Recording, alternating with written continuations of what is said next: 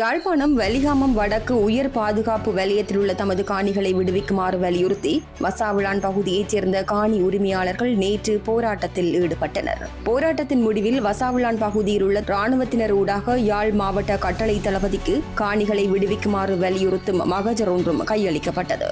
இந்த போராட்டத்தில் மதகுருமார்கள், பாராளுமன்ற உறுப்பினர்கள், பொதுமக்கள் என பலர் கலந்து கொண்டிருந்தனர்.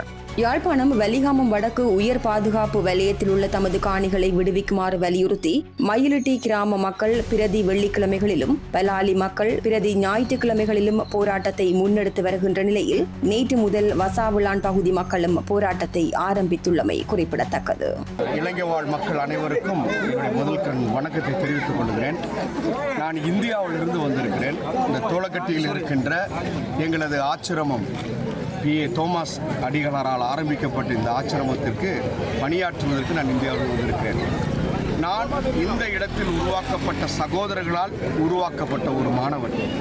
அந்த நிலையில் இந்த இடத்திற்கு 42 ஆண்டுகள் கழித்து இந்தியாவிலிருந்து பணியாற்றுவதற்காக வந்திருக்கிற நான், எங்களுடைய முன்னோர்கள், எங்களுடைய முன்னோர் சகோதரர்கள், குருக்கள், எங்களது சபையினுடைய ஞானபிதா தோமஸ் அடிகள் இவர்களுடைய வாழ்ந்த இடங்களை நான் இப்போது கண்கூடாக கண்டு வந்தேன். அவர்கள் வெட்டிய கிணறுகள், அவர்கள் பயன்படுத்திய எல்லா இடங்கள், அவர்கள் அடக்கம் செய்யப்பட்டிருக்கின்ற கல்லறைகள், இவற்றையெல்லாம் காணுகின்ற பொழுது இந்த சபையில் சேர்ந்து, ஜெபமாலை மாதால் மௌன சபையில் சேர்ந்து இந்த தேசத்திற்கு வந்து பணியாற்றுவதில் பார்க்கின்ற பொழுது என் கண்களில் கண்ணீர் வருகிறது. இவ்வளவு புனிதமான பூமியில் உருவாகிய எங்கள் இந்திய சகோதரர்கள், குருக்கள் எங்களுக்கு வந்து பயிற்சிகள் கொடுத்து 42 ஆண்டுகள் கழித்து நாங்கள் இந்த இடத்திலே வந்து அதை காண்கின்ற பொழுது எங்களுடைய மகத்துவம் புரிகிறது. இன்னும் 2 ஆண்டுகள் கழித்து 100ஆண்டு விழா கொண்டாடுவதற்கான ஏற்பாடுகளை எங்களது சபை முன்னேற்றெடுத்திருக்கின்றது. இந்த முன்னேற்பாடுகளுக்கு மத்தியிலே நான் விரும்புவது, எங்களது ஞானபிதா தோமஸ் அடிகள் ஆரம்பித்த இந்த பூமியில, இந்த தோளகட்டி புண்ணிய பூமியில இந்த மக்களோடு இணைந்து இந்த விழாக்களை கொண்டாட வேண்டும். காரணம், நாங்கள் விடுதலை என்று சொல்லுகிறோம், ஆனால் இன்னும் எங்கள் தேசத்திலே அகதியாக வாழுகிறோம் என்பதை காணுகின்றோம். அது கண்கூடாக காண்கின்ற ஒன்றாக இருக்குது. ஏன் எங்களது பூமி எங்களுக்கு தர மறுக்கப்படுகிறது? கொடுக்கப்பட வேண்டும். நாங்கள் எங்களது பூமியில் நாங்கள் சுதந்திரமாய் வாழ வேண்டும் என்பதை கேட்பதில் உரிமையை கோருகிறார்கள். நான் இந்திய தேசத்திலிருந்து வந்திருந்தாலும் இந்த பூமியிலிருந்து உருவாகிய ஒரு சுதந்திரமும் ஒரு முழுமையான வழிநடத்தலும் தான் என்னை இங்கே நிற்க செய்திருக்கிறது. ஆகவே இந்த ஒரு சூழலில் இந்த மக்களோடு இணைந்து எங்கள் மண் எங்களுக்கு திரும்பி தர வேண்டும், நாங்கள் இந்த பூமியிலே வாழ வேண்டும். அதை நான் ஆண்டவரிடத்தில் பிரார்த்திக்கிறேன். 1928ஆம் ஆண்டு ஆரம்பிக்கப்பட்டது. 2028ஆம் ஆண்டு 100ஆண்டு விழா இதில் கொண்டாட உங்களுடைய மண் உங்களுக்கு திருப்பி தரப்பட, எங்களுடைய மண் எங்களுக்கு திருப்பி தரப்பட நான் இறைவனிடத்தில் பிரார்த்திக்கிறேன். இந்த ஒரு அற்புதமான கூடுகை எல்லோரும் வந்து எங்கள் மண் எங்களுக்கு உரிமை என்று சொல்வதில் அர்த்தம் உண்டு, ஆழம் உண்டு. உழைத்ததில் வாழ்ந்ததில் இரத்த சாட்சிகளாக நாங்கள் இருக்கிறோம். ஆகவே இதை எங்களுக்கு திருப்பி தந்து நாங்கள் எங்களிடத்தில் சுதந்திர பறவைகளாய் வாழ எங்களுக்கு விடுதலை தரும்படியாக கேட்கிறோம். எங்களுடைய கோரிக்கையை ஏற்று மிக விரைவிலே அதை செய்து தர அரசுக்கு நாங்கள் கோரிக்கை விடுக்கிறோம். கடந்த 40 ஆண்டுகளுக்கு முன்னர் இடம்பெயர்ந்து இன்று வரை ஏராளமான பொதுமக்கள் அகதிகளாக வாழ்ந்து கொண்டிருக்கிறார்கள்.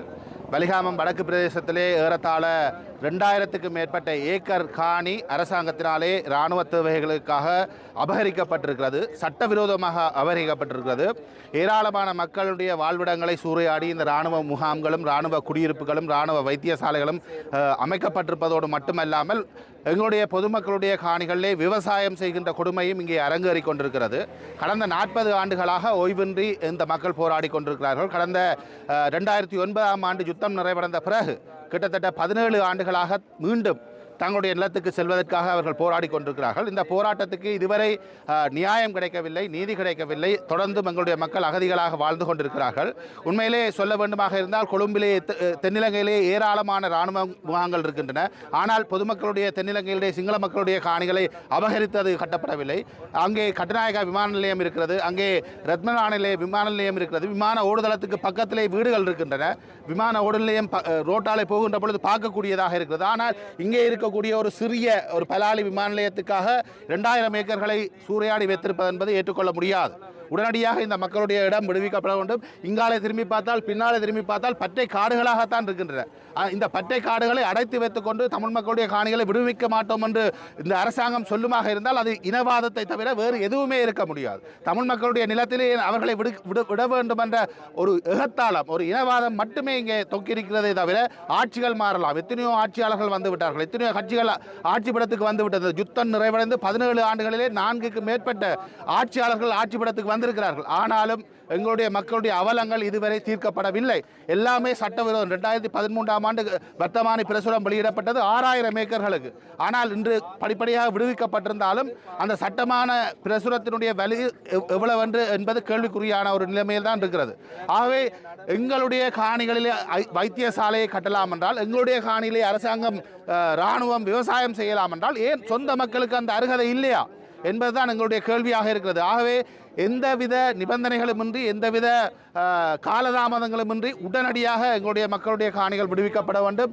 மிக ஒட்டுமொத்தமாக வலிகாமம் வடக்கிலே இருந்து அகதிகளாக வாழ்கின்ற அனைத்து மக்களும் ஒன்றாக இணைந்து ஒரு வலுவான போராட்டத்தை செய்ய வேண்டும் என்பது என்னுடைய கோரிக்கையாக இருக்கிறது. சற்று தொலைவிலே பலாலி மக்கள் போராடி கொண்டிருக்கிறார்கள், அதுக்கு சற்று தொலைவிலே மயிலிட்டி மக்கள் போராடி கொண்டிருக்கிறார்கள். ஆகவே எல்லா மக்களும் ஒன்றிணைந்து ஒரு வலுவான இந்த 2000 ஏக்கர்களை விடுவிக்க சொல்லி நாங்கள் ஒரு வலுவான போராட்டத்தை எதிர்காலத்திலே முன்னெடுக்க வேண்டும் என்பது என்னுடைய கோரிக்கையாக இருக்கிறது. வெறுமனே இந்த 2000 ஏக்கர்கள் நிலப்பரப்பிலே வெறும் 300 ஏக்கர்கள் தான் அரச காணிகளாக இருக்கிறது. அந்த அரச காணிகளை விட்டு மிச்ச 2000 ஏக்கரிலே 1600 ஏக்கர் நிலத்தை உடனடியாக விடுவிக்க வேண்டும். அது பொதுமக்களுடைய சாதாரண மக்களுடைய வாழ்விடம்.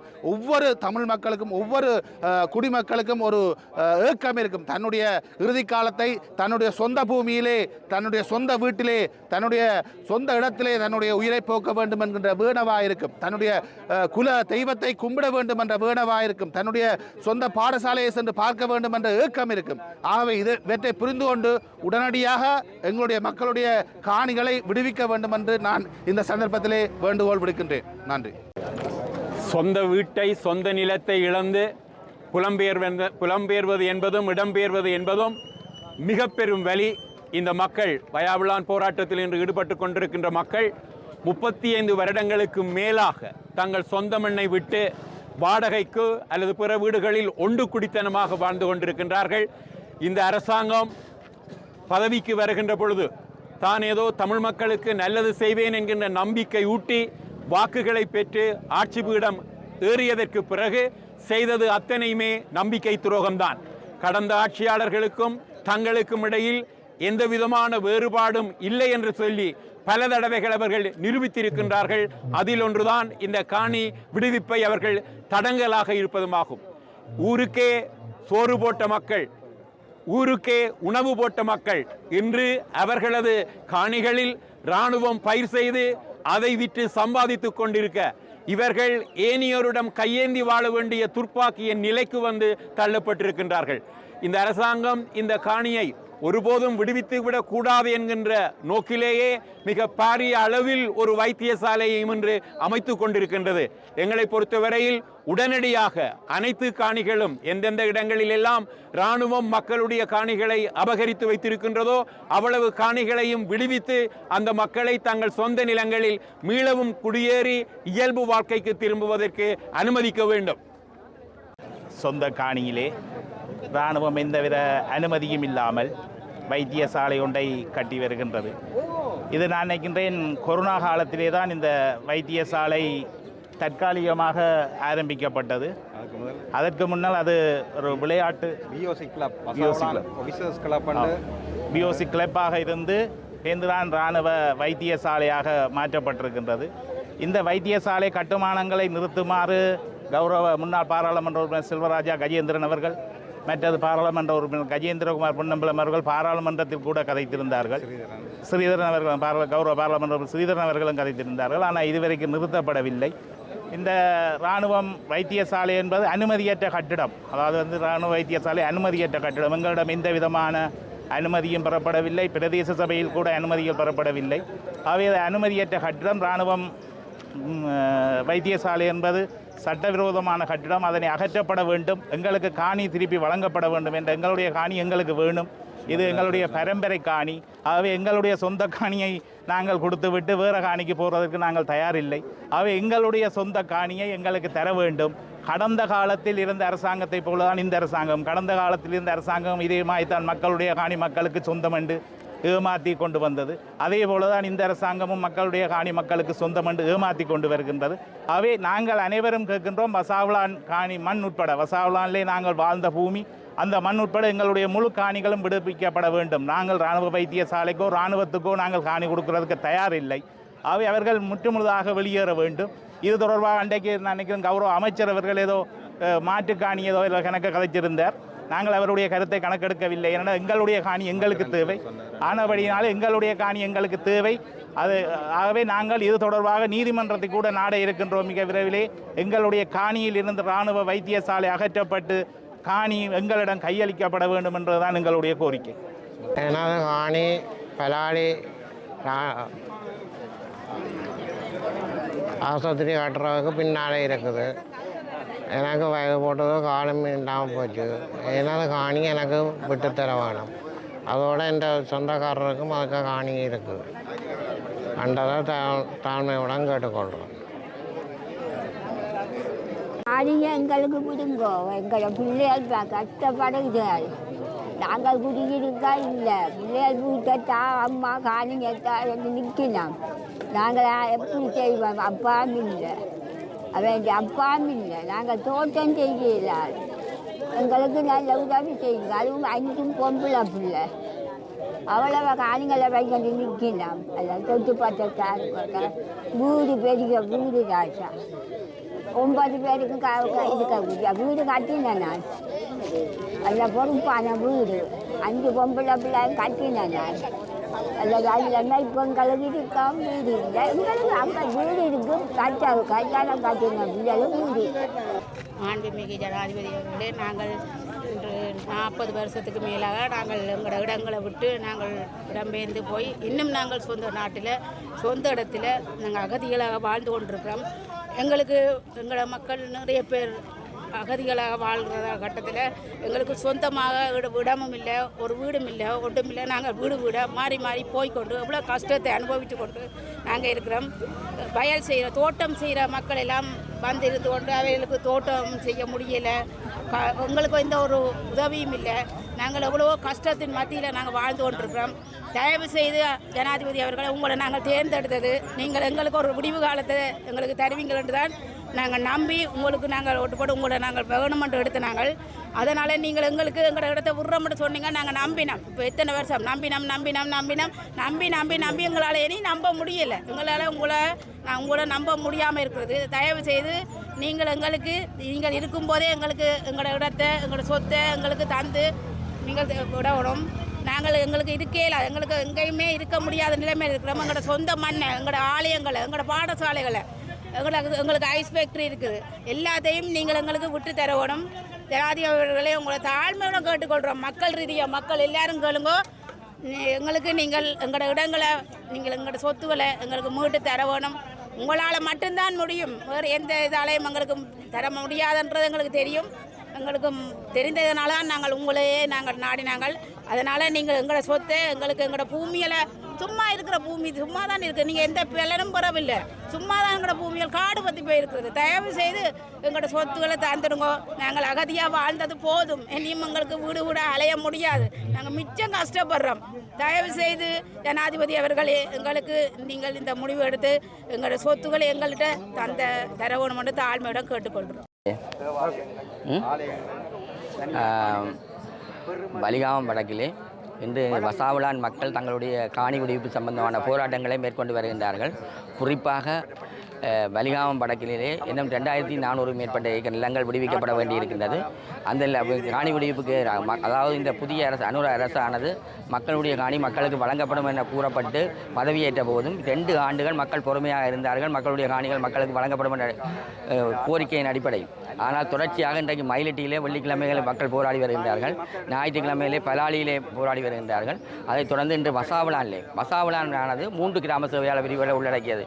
வசாவுலான் கிழக்கு, வசாவுலான் வசாவளான் மேற்கு, பலாலி தெற்கு இந்த 3 கிராம சேவையாளர் பிரிவுகளிலையும் 240 ஏக்கருக்கு மேற்பட்ட நிலங்கள் விடுவிக்கப்பட வேண்டியிருக்கு. குறிப்பாக வசாவளான் சேர்ந்த இந்த மக்கள் இன்றைக்கு நீண்ட காலமாக தங்களுடைய காணிக்கு திரும்ப வேண்டும். அதே போல் இந்த வசாவளான் சந்தியிலே இந்த பிரதானமாக வசாவளான் சந்தியிலிருந்து அச்சுவேலி போகிற வீதியானது திறக்கப்பட்டிருந்தாலும் பாடசாலை ஸ்ரீ வேலுப்பிள்ளை பாடசாலையினுடைய காணிகள் இன்னும் விடுவிக்கப்படவில்லை. அந்த மாணவர்கள் 350 மேற்பட்ட மாணவர்கள் இன்று வசாவளான் மத்திய வித்தியாலய மைதானத்திலே தூசு வடிந்த உதர்களுக்குள்ளே கல்வி கற்று வருகின்றார்கள். எந்த அடிப்படை வசதிகளும் இல்லை.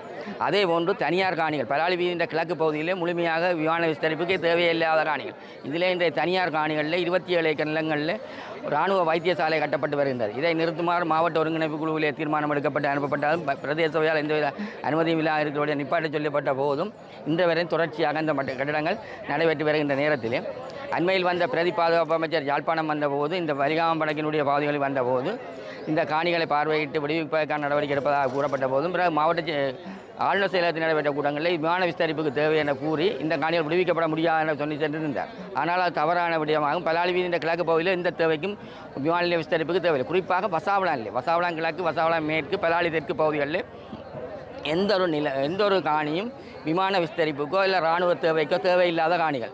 ஆகவே அந்த காணிகளை உடனடியாக விடுவிக்கப்படும். அதே போல் பலாலியினுடைய தெற்கு, அதாவது வசாவளான் கிராமத்தினுடைய ஒரு கிராமம் இருக்கிற பலாலி தெற்கிலே மக்கள் ஒரு பகுதி குடியேறி இருந்தாலும் அவர்களுடைய பிரதான போக்குவரத்து மார்க்கமாக இருக்கிற இடக்காடு தம்பால ரோட்டு உடனடியாக விடுவிக்கப்பட வேண்டும். அந்த விடுவித்தால் தான் மக்கள் தங்களுடைய பிரதான பாதைக்கு வந்து தங்களுடைய போக்குவரத்துக்களை மேனிய அரசு நிறுவனங்களுக்கு செல்லக்கூடியதாக இருக்கும். அந்த பாதையும் திறக்கப்படுவதன் மூலம் மக்களுடைய மீள்குடியேற்றம் துரிதப்படுத்தும். அதே போல் மானம்பிரா பிள்ளையார் கோயில் அவர்களுடைய பாரம்பரியமான கோயில் இன்றைக்கு கும்பிட செல்கின்ற நிலைமையில் அந்த கோயிலை வழிபட்டு முழுமையாக செய்வதற்காக அந்த இடங்களும் விடுவிக்கப்பட வேண்டிய தேவை இருக்குது. அதுக்காக மக்கள் கோரிக்கை வைத்திருக்கிறார்.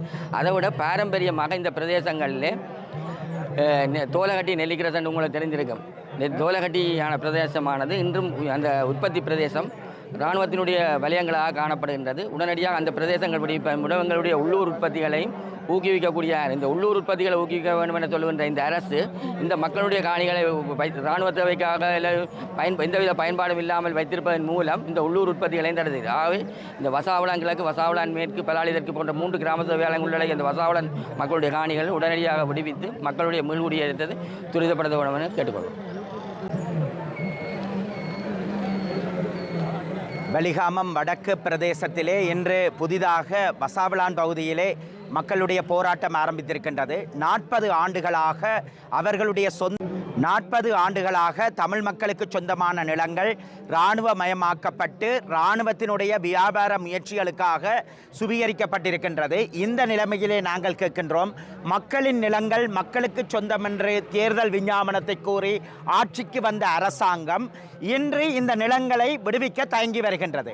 அண்மையிலே இடம்பெற்ற மாவட்ட அபிவிருத்தி குழு கூட்டத்திலும் அதற்கு முன்னராக இடம்பெற்ற மாவட்ட அபிவிருத்தி குழு கூட்டத்திலும் ஒரு தீர்மானத்தை கொண்டு வந்தோம். அத்தனை தூரம் அரசியல் தலைவர்கள், அமைச்சர்கள், பாராளுமன்ற உறுப்பினர்கள், அரசு மேலதிகாரிகள் அனைவரும் இணைந்ததாக ஏகமனதாக கொண்டு வரப்பட்ட தீர்மானம் இந்த இராணுவ வைத்தியசாலை அகற்றப்பட வேண்டும். அது சட்டவிரோத கட்டடம், பொதுமக்களுக்கு சொந்தமான காணிகளை அபகரித்து கட்டப்படுகின்ற கட்டடம் என்பதனால் அதன் பணிகள் உடனடியாக நிறுத்தப்பட வேண்டும் என்று கோரிக்கை விடுக்கப்பட்டிருந்தது. ஆனால் அந்த வைத்தியசாலையினுடைய பணிகள் தொடர்ச்சியாக இடம்பெற்று வருகின்றன. அப்படியான ஒரு சூழ்நிலையிலே இந்த நாட்டிலே இராணுவமயமாக்கத்தை இந்த அரசாங்கம் ஏனைய அரசாங்கங்கள் போல் தொடர்ந்து வருகின்றது என்பதற்கு எந்த மாற்று கருத்தும் இல்லை. அதே நேரத்திலே இந்த மக்களுடைய நிலங்களிலே அவர்களுடைய காணிகளில் விவசாயம் செய்யப்பட்டு ஏதிலிகளாக அகதி முகாம்கள், இடம்பெயர்ந்தோர் முகாம்களிலே இருக்கின்ற மக்களுக்கு அந்த மரக்கறி வகைகள் விற்கப்படுகின்றன. இது என்ன நியாயம்? அப்படி பார்க்கையிலே அரசாங்கம் உடனடியாக இந்த விஷயத்திலே நீதியான தலையீட்டை கொள்ள வேண்டும். அரசாங்கம் கண்ணை மூடிக்கொண்டு தமிழ் மக்களின் பிரச்சனை என்பதற்காக இருக்க முடியாது என்று நாங்கள் வலியுறுத்தி கூறுகின்றோம். இங்கு வந்திருக்கும் அனைத்து தமிழ் உறவுகளே, உங்கள் அனைவருக்கும் எனது முதல் கண் வணக்கத்தை தெரிவித்துக் கொள்கிறேன்.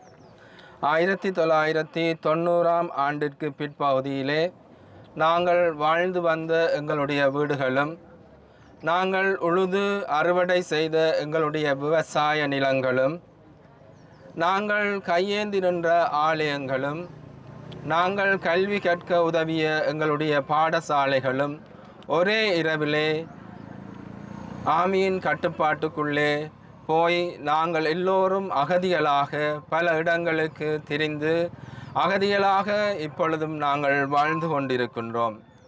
நாங்கள் இன்று இந்த வசாவிலான் சந்தியிலே கூடியிருப்பது ஏதோ ஒரு சடங்குக்காக அல்ல, மாறாக எங்களுடைய பாட்டனும் பூட்டனும் வாழ்ந்த இந்த சொந்த நிலங்கள் மீட்கப்பட, எங்களுடைய ஆன்மாக்கள் மீட்கப்பட வேண்டும் என்பதற்காக நாங்கள் இங்கே ஒரே குடும்பமாக ஒன்று கூடி எங்களுடைய நிலங்களை எங்களுக்கு தாருங்கள், நாங்கள் இந்த நிலத்திலே மீண்டும் வந்து வாழ வேண்டும் என்ற அந்த ஆதங்கத்தோடு நிற்கின்றோம். வசாவிலான் என்றால் வெறும் மண் அல்ல, இது தமிழனின் அறிவும் உழைப்பும் ஆன்மீகமும் நிமிர்ந்து நின்ற வீரம் நிறைந்த பூமி. ஈழகேசரி பொன்னம்பலம் அவர்கள் ஏற்றி வைத்த கல்வி சுடரான எமது வசாவிலான் மத்திய கல்லூரி இங்கே இருக்கின்றது. நாட்டுக்கே அறிவை வாரி வழங்கிய ஆசிரியர்கள் கலாச்சாரை இன்று முட்கண்பிகளால் நிறைந்து காணப்பட்டிருக்கின்றது. கல்வி மற்றும் எங்களுடைய இந்த இடத்துக்கு உரியவரான வேலுப்பிள்ளை போன்ற பெரும் தகைவனும் இந்த இடத்திலே இருந்தார். எமது கிராமத்து அறிஞர்களும் மற்றும் கலைஞர்களும் வாழ்ந்த இந்த மண் இன்று ஆக்கிரமிக்கப்பட்டு இருக்கின்றது. எமது விவசாயிகள் சிந்திய வியர்வைகள் விளைந்த வெங்காய சங்கமும் தொழில்துறையில் கம்பீரமாக நிமிர்ந்து நின்ற எக்ஸ்பெக்டரியும் இன்று சிதைந்து உடைந்து கிடைப்பது உழைப்புக்கு வந்த சோதனையாக இருக்கின்றது. அருள் பொழியும் இந்து ஆலயங்களும் அமைதி பொழியும் கத்தோலிக்க தேவாலயங்களும் இன்று கைவிடப்பட்ட நிலையிலே யாரும் தொழுவதற்கு, யாரும் போய் பார்ப்பதற்கு முடியாத அந்த சூழ்நிலையே இருக்கின்ற ஒரு அவலமான நிலைக்கு நாங்கள் தள்ளப்பட்டிருக்கின்றோம். விசேஷ விதமாக எங்களுடைய தோலாட்டி தாய்மடமும் இன்று இந்த ஏரியாவுக்குள்ளே இருக்கின்றது. 1877ஆம் ஆண்டு இந்த தோலாட்டி மடம் கட்டி முடிக்கப்பட்டு இந்த அந்தோனியார் ஆலயம் பிரசித்தி பெற்ற ஆலயமாக இருந்து வந்தது. இதைத் தொடர்ந்து 1928ஆம் ஆண்டு வணக்கத்துக்குரிய அருள் தந்தை தோமஸ் அடிகளார் இங்கே மௌன மடம், அதாவது ரொசேரியன் சபையை ஸ்தாபித்து இங்கே அவர் வாழ்ந்து கொண்டு வந்தார். அவர்கள் வாழ்ந்த இந்த புனித பூமி இன்று கைவிடப்பட்ட நிலையிலே, யாரும் செல்ல முடியாத நிலையிலே இருக்கின்றது. இவையெல்லாம் எங்களுக்கு வேணும் என்ற அந்த இலக்குகளோடு நாங்கள் இங்கே ஒவ்வொருவரும் கூடி வந்திருக்கின்றோம். இடிபாடுகளால் நிற்கும் வீடுகள் பேசட்டும், காடுகளாக இருக்கின்ற விவசாய நிலங்கள் பேசட்டும், வேலிகளுக்குள் அமர்ந்திருக்கும் எங்களுடைய வீடுகள் ஒவ்வொன்றும் எங்களுக்கு வேணும் என்ற அந்த நிலைமையோடு நாங்கள் இங்கே கூடி வந்திருக்கின்றோம். எனவே எங்களுடைய நிலங்கள், எங்களுடைய விவசாய நிலங்கள், எங்களுடைய வீடுகள், எங்களுடைய தேவாலயங்கள், இந்து ஆலயங்கள், எங்களுடைய பாடசாலைகள், எங்களுடைய தொழில் நிறுவனங்கள் ஒவ்வொன்றும் எங்களுக்கு மீண்டும் கிடைக்கப்பட வேண்டும் என்ற அந்த ஆதங்கங்களோடு இன்று பல இடங்களிலே நாங்கள் அகதிகளாக வாழ்ந்து கொண்டு எங்களுக்கு என்று சொல்லி ஒரு இடம் இல்லாமல் நாங்கள் வாழ்ந்து கொண்டிருக்கின்றோம். இந்த நிலையிலே எங்களுடைய மண் மீட்கப்பட வேண்டும், எங்களுடைய இந்த இடம் எங்களுக்கு திரும்ப கிடைக்கப்பட வேண்டும். எங்களுடைய மூதாதையர்கள் வாழ்ந்த இந்த இடத்திலே நாங்களும் வந்து மீண்டும் குடியேறி அமைதியாக, மகிழ்ச்சியாக, சந்தோஷமாக வாழ வேண்டும் என்று விரும்பி நிற்கின்றோம். எனவே இந்த அரசாங்கம் எங்களுக்கு கூறி நிற்கின்றது, மக்களுடைய நிலங்கள் மக்களுக்கே கொடுக்கப்பட வேண்டும் என்று சொல்லி,